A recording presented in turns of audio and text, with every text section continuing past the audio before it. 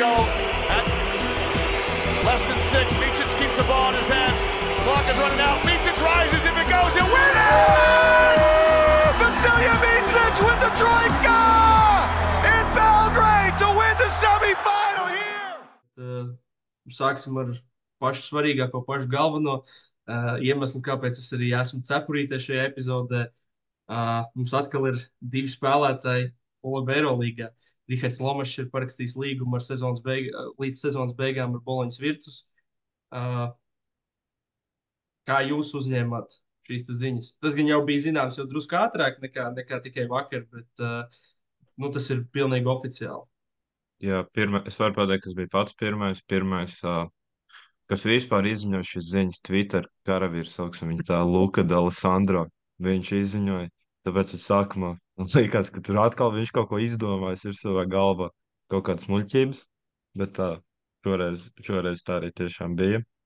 Bet par Lomašu man personīgi milzīgs prieks un arī pozitīvi tas, ka mēs visi esam redzējuši, ka viņš ir gatavs spēlēt ar šādu līmeņu spēlētājiem. Un kas bija izlases spēlēs gan šajā kvalifikācijā, gan arī iepriekš mēs redzējām, ka viņš noteikti nav sliktāks par vairākiem ilgadējiem Eirolīgas spēlētājiem. Un tiešām patīkam, ka tā. Nē, tas, ko tu tikko minēji par to, ka viņš ir pierādījis, ka var spēlēt ar šādu līmeņu spēlētājiem, tad, laikam, viņa sakarā jāmin tas, ka ir prieks par to, ka viņam komandā vairs nebūs tik daudz beztalantu, kā viņš pats ir izteicis. Tas ir pozitīvi. Kā tev varbūt, Norbert, šī te pārēja? Man arī milzīgs prieks, ka Lomikam ir otrā šansa Eirolīgā. Manuprāt, arī tādiem spēlētājiem, kā viņam vajag tā kā, pieteiksim tā, ja tu neesi tāds Maiks Džeims, jā, tad, lai Eirolīgā tev ar kaut kādu meistarību vien nepietiek, tev vajag arī kaut kādus apstākļus, kaut kādu veiksmi, jo tā, ka viņš bija tie Asvelā, es nedomāju, ka viņš bija slikts, es domāju, ka viņam vienkārši nebija līdz galam tā iespēja, un, protams, noteikti vairāku lietu kombināciju, bet man vienkārši prieks, jā, ka viņš ir atgriezies, tā kā Valds teica, viņš ir parādījis, ka viņš var spēlēt. Luka arī, es domāju, ka zina, kā viņu izmantot. Es domāju, viņš būs tāds labs spridzeklīts, līdzīgi kā izlasē, ka var no soliņa iznākt un tāds ātri iekarst un kaut ko tam līdzīgi, kaut ko līdzīgi kā Ifa Lumbergs īstenībā.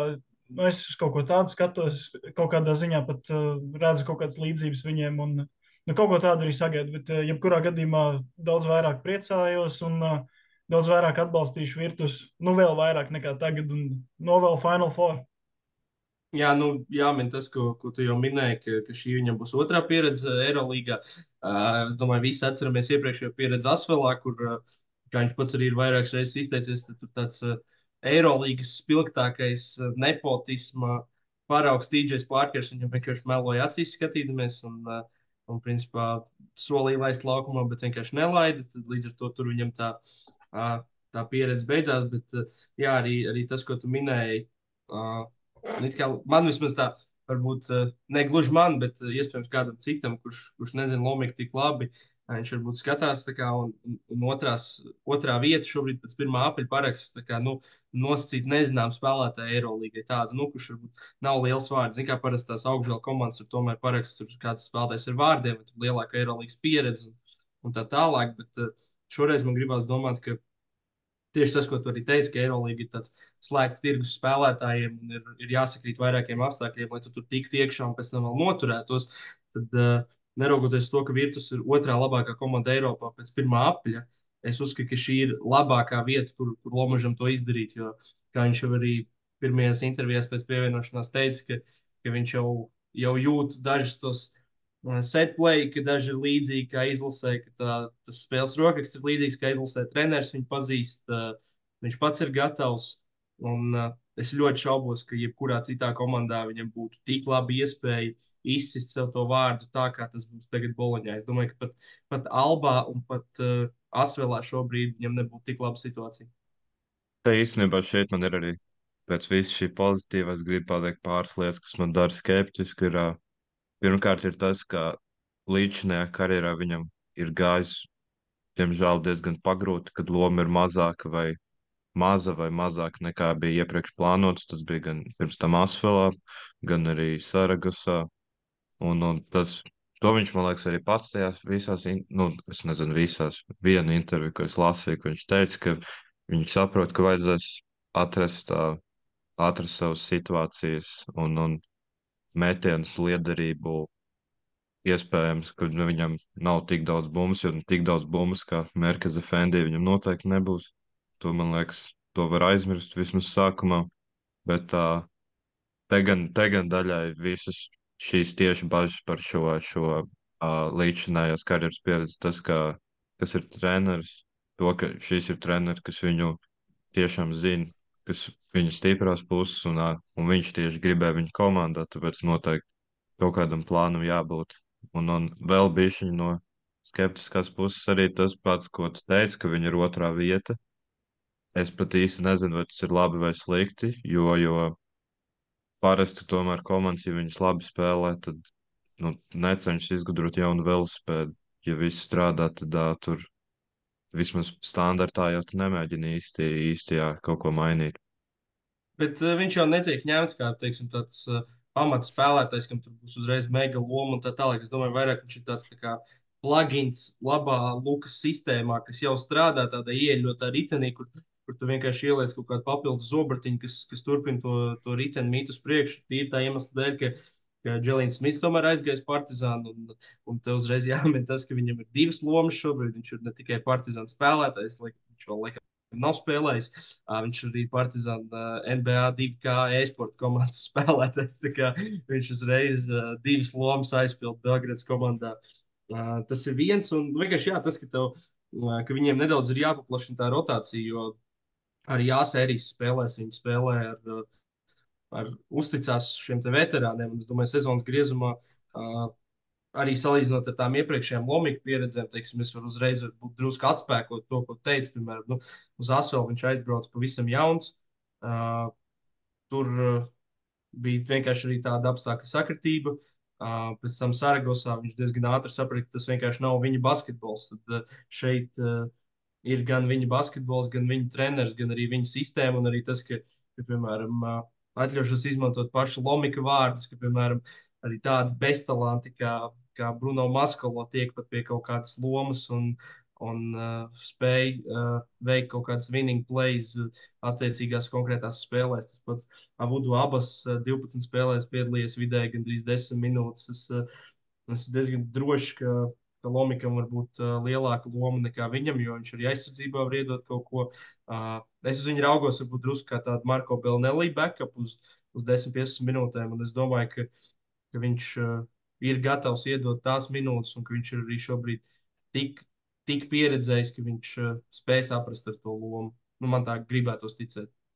Jā, es tev piekrītu, ka es arī viņu gan jau vismaz pašā sākumā redzu, ka darīs līdzīgas lietas kā Belnelli. Protams, ne tik traks metiens metīs, jo tāda daļā gaisa tikai Marko ir, bet vairāk kā metēja sākumā. Bet mēs esam arī redzējuši, ka viņš tomēr spējīgs darīt arī vairāk, tāpēc cerams, ka laika gaitā varbūt šī loma palielināsies. Nu jā, kopumā pēc sajūtām arī tur liekas, ka minūtes jādalās. Man vismaz tā liekas Dobričs, Belnelli un Īfa Lundbergu. Un man liekas, ka gan Īfam, gan Dobričam tās minūtes vēl relatīvi nestabils ir.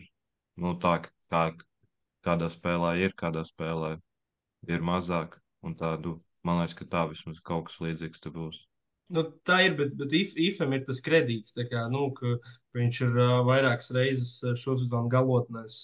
Tāpat arī, kad tas bija ceturtdien, pierādījis, ka galotnē viņš var paņemt to bumbu savās rokās un būt tāds closers un noslēgt spēles. Es domāju, ka ar Ifam viņš varbūt tik ļoti nekonkurēs, jo, ja mēs salīdzinām to situāciju pirms sezonas, tad šobrīd Ifam, manuprāt, ir ļoti stabils virtus, tāds gribētu teikt. Bet tas prasīja laiku. Sākumā bija pat spēles, ka viņi tur vispār nelaida laukumā, un tagad viņš nopelnīja tam savām spēlēm galotnē. Viņš ir tikai vienā spēlē nav piedalījies pirmajā aplī vispār. Nu jā, bet bija tās mazās minūtes. Jā, tas jā, bet es domāju, ka pēdējā laikā viņš ir palicis tāds stabilāks un iekarojis to vietu un ir tīrs tāds varbūt sestais spēlētājs. Piemēram, man tagad ir atvērta statistika, skatos, Smitam bija 13 spēles un vidēji 11 minūtes un 22 sekundes. Nu, es gribētu domāt, ka Lomiks arī var reiķināties ar tādām 11-12 minūtēm. Un, Es nezinu, es uz to raugos tā kā ļoti pozitīvi, un es galvenais jācer, ka viņš ar to arī būs kaut cik apmierināts. Jo Itālijas čempionātā noteikti viņš var spēlēt vairāk, lai gan arī tur bankī patīk daudz izmantot pārējos līderus. Jā. Kur Man vēl viņam nav liekas mīnus, labi. ka viņš nav itāls. Tomēr. Un tad grūtāk tur ar tā minūtēm varētu būt. Pat varbūt ar Es, tikšanu pieteikumā. Jo es nezinu, cik tur vajag itāļus. nu, vienmēr, principā, Leo Menelo paliek malā un nospēlē tikai 1 minūti, bet labi, viņam arī ir Itālijas pasa. Nu, Horvātijas, Itālijas viņš skaitās kā vietējais. Es arī nezinu tik sīki, es neesmu to skatījies, bet es domāju, nu, jebkurā gadījumā es domāju, ka viņam tur būs iespējas. Vēl no tāda spēles viedokļa man patīk, ka no Lomaža acīm skatoties, ka Virtus spēlē tiešām tādu labu, skaistu komandas basīti. Hakets, kas ir galvenais saspiņš, arī ir orientēts gan uz aizsardzību, gan uz uzbrukumā, uz komandas lietām, tam līdzīgi, un ka nav tāds viens izteikts ball dominant mazais spēlētājs vai saspiņš. Man liekas, ka Lomažs no tā varētu iegūt. Līdzīgi kā Latvijas izlasē, ka labi, tur tagad uzmirdzēt čempionu Žagars, un tad viņš tur vairāk ar bumbu spēlēja, bet vienmēr viss tā kvalifikācija, kad Lomažs bija ļoti labs, tur bija, nebija tā, ka tur viens spēlētājs kaut ko veido, ir reāli komandas basīts, jebkurā mirklī var uzbrukt, un man liekas, ka tādā basītī Lomažam ir vieglāk atrast tās savas situācijas, un viņš var efektīvāk un labāk spēlēt, un man liekas, ka Virtus ir pateicīga komanda un laba sistēma, lai tas izdotos. Nu, priekš latviešu spēlētāju šī ir principā fiziski vislabākā iespēja, kas ir Jo kuram tādā būt. Monako būtu, manuprāt, būtu šausmīgi. Nu, nē, Ne tikai tas, protams. ka daudz mazo spēlētāju labu, bet pat ja viņam būtu liels minūtes, tāpat domāju, ka būtu daudz, daudz grūtāk. Nu, šeit Ne, viss ir principā Virtus ir kā latviešu spēlētājiem lieliski labākā vieta, kur var atrasties. Ja tev ir tas, ka treneris tev pazīst, un nevis pazīst tā, ka ir skatījies tev video pa vasaru, bet tā, ka tiešām ar tevi strādājis, tas tomēr ļoti, ļoti palīdz, es pieņemu. Un treneris no tevis negaida neko tādu, ko tu nespēji izdarīt, vai ko tev nepatīk, vai nesanāk Nu, darīt. bet es gribētu domāt, ka arī basketbola laukumā ir diezgan maz lietu, ko Rihards Lomašs ar savu pārliecību nevarētu izdarīt. Nu, tā. Nē, nu varbūt, bet, piemēram, es nezinu, ja tev kāds cits ieraug, ka viņš iespējams nav pats garākais spēlētājs, un es domāju, ka viņu saspēlēt, tad jā, bet kādu variantu. Bet, būsim godīgi, viņš nav īsti saspēlnieks, piemēram. Nē, gadījies- epizodis. Nu, jā, bet tā kā, es 40 domāju, tā minūtes pa lielo vajag. ilgstošā laika periodā nav. Bet nu, tā arī nav baigā Virtus problēma. Es domāju, vienkārši, ka tas arī tā Nē, arī tas viņš baigi Nē, nespēlēs. tas vienkārši kā piemērs, kad treneris var, piemēram, ielikt spēlētāju nepareizajā vietā, un tad iespējams kaut kas neizdodas. Tāpēc es ceru un domāju, ka šeit tā nebūs problēma. Bet kamēr mēs vēl esam pie Lomaža un Virtus, es gribu uzreiz arī nedaudz atzīmēt Boloņas Virtus fanus, kuri visu sezonas garumā Virtusīni ir bijuši izcili. Tiešām katru reizi pieslēdzoties, tur ir izcila atmosfēra, fani uzkur ļoti tādu foršu pirtiņu. Un tāds ķirsīts uz kūkas bija pēc Partizāna spēles, kad vairāk simt līdzjutēji sagaidīja komandu Boloņas lidostā. Es pieļauju, ka redzējāt šos te video klipus, un to bija vienkārši ļoti, ļoti jauki un patīkami redzēt. Un vēl viņu sakarā arī gribās teikt to, ka es gribētu izvirzīt tādu tēzi, ka viņi ir paši lojālākie fani Eirolīgā. Tīri tā iemesla dēļ, ka es atceros pagājušo sezonu, kad Skariolo vēl trenēja komandu, viņi tur bija zaudēja entās spēles pēc kārtas, viss bija ļoti slikti, bet fani tāpat tās mums komentāros ticēja komandai, rakstīja tur Daje un tā tālāk Forza Virtus un turpināja ticēt komandai, neraugoties uz ļoti slikto sniegumu.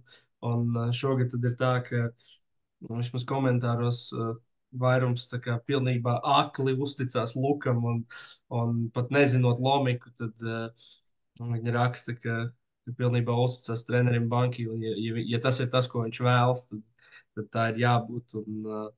Un ka gan jau, ka viņam izdosies. Tāpat tur arī cilvēki rakstīja, ka skatīsimies, ko šefpavārs Luka mums pagatavos uz jauno gadu. Tu tur uzticēji savus brāļus, māsas, sievas, visu viņam uzticēji. Ir pilnīgi uzticība trenerim Bankī. Jā, un vēl viena lieta virtus sakarā ir tas, ka vakar parādījās ziņas, ka otrais, trešais komandas centrs Devontais Keikuks ir saplēsts ceļgalā krusteniskās saites. Viņam līdz ar to sezona ir beigusies. Jordans Mikijs joprojām ir ārā. Un Boloņa jau iepriekš meklēja garo spēlētāju, bet tas vēl nepiepildījās, jo viņi gribēja Kabengelē no Aika, bet viņš aizgāja uz Venēciju. Nezinu, vai tas bija oficiāli, bet tā izskatās, ka notiks. Nu, tur ir viens garais spēlētājs, arī Latvijas A sērijā. Varbūt viņš. Cerams. Bet, divas latviešu tā parakstīt, es teiktu, treneris tāpat nedaudz riskētu. Jo tur Bet tas ir pārbaudīts vērtības. Es tiešām nevaru sagaidīt. Pārbaudītas vērtības priekš viņiem. Tas liekas. Lukam jau arī ir pārbaudītas vērtības. Viņi jau pilnībā uzticās Lukam, kā es tikko teicu. Nē, mēs par virtus vadību vairāk, ka tur pēkšņi vienkārši Luka uz Ziemassvētkiem, ka visiem latviešiem līgums sāk dot pēkšņi. Bet, labi, Gražuls īstenībā pat pirms šī visa, pirms Lomaža lietas man kopumā Gražuls būtu licies loģiskāks, kā vienkārši kā spēlētājs, ko komandai piesaistīt, jo viņš Itālijā ir labi zināms, viņš A sērijā spēlē labi, viņš Eirokosā liek galdā cipars, pasaules kausā viņš nogalināja tieši viņus personīgi itāļus. Tā kā viņu zina. Viņš izbraukumā aizbrauca Eirokosā, izmazgā grīdu ar čempionu vienību. Tā kā, tas tā, viņš vienkārši viņiem, es domāju, noteikti labāk zināms spēlētājs un forši, divi latvieši, vēl vienā Vēl viena lieta ir tāda, ka, cik es sapratu, tad Lomašs virtus neizmaksā neko daudz, jo arī viņam bija ļoti mazs izpirkums uz tāda Eirolīgas fona no Merkez Efendī, tāpēc, ka Merkez Efendī komandai šobrīd ir tāds mērķis, tā kā, ka viņi principā iztirgo spēlētājs un ņem kādu vietā, lai pierādītu sevi kā tādu labu atspērienu punktu, jo arī, kā mēs redzam, Turu labi spēlē FSA, Lomiks tagad ir Boloņā, un tagad tiem beztalantiem bija pievienojies. Vēl kaut kas jauns tur bija pievienojies, neatceros, kā sauc amerikāns, arī kaut kāds tur pret 30 acīm iemet pirmajā spēlē. Tas ir tas veids, kā tā komanda šobrīd funkcionē, un tad, kā es saprotu, ja viņiem izdosies noturēt vietu Turcijas Superlīgā, tad viņi nākamgad mēģināšot parakstīt kaut ko jaudīgāku, un tad jau tā kā nedaudz veidoties par tādu spēcīgāku organizāciju.